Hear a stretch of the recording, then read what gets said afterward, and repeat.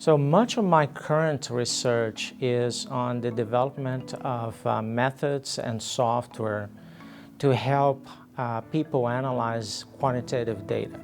My name is Kock. I am a Regents Professor of MIS and Data Analytics in the School of Business here at Texas A&M International University.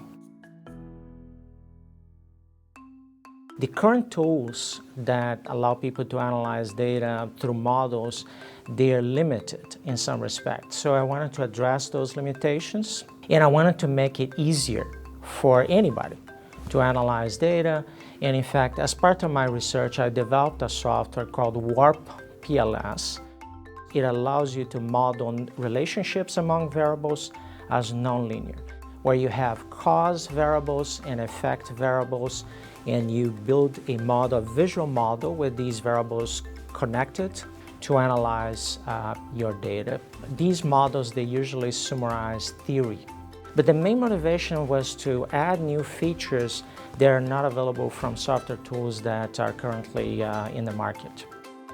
The software has over 10,000 users worldwide, and they have been publishing in very prestigious journals with the software. My goal is that these methods and the software will be used by researchers to do research that is important for society. Numeric computing has always been my favorite topic since college. I think that was the moment that I thought I was going to do something related to that. I didn't know that I was going to become a professor in the United States. I mean, I was in Brazil at that time, so I got my degree in engineering, electrical engineering in Brazil, where I grew up. At that time, I was probably thinking that I was going to be an engineer and I was going to do something like that. And then life took me all over the world. I lived in New Zealand. I first lived in Pennsylvania, then New Jersey, then Texas, and became a professor. And now I'm doing more and more of that I liked to do. You want to understand a topic better, and you want to understand the world better. It's not trying to fit the data to what you hypothesize. You start with a model, then you get results that surprise you. You go back to the theory, and then you make progress to science. But one thing that does as well is make you become more of a critical thinker, because often I hear students saying, this is what's going to happen, this is what I expect, and then they get the results and they're like, wow, I didn't know that. So then they go back and they have to rethink, and that's the whole point, research, right? Not everybody gets a PhD. Few people get PhDs and master's degrees, then people get undergraduate degrees.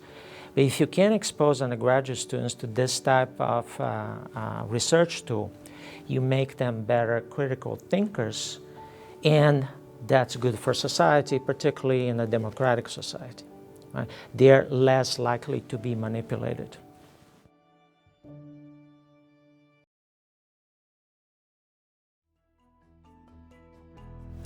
This software tool that I developed, and this is not very common in data analysis tools that use models like this, but you can include moderating effects. So here I have a moderating effect of BMI on the effect of age on heart disease. But what this shows to us is that as the person's BMI goes up, as the BMI go up, then the effect of age on heart disease becomes steeper.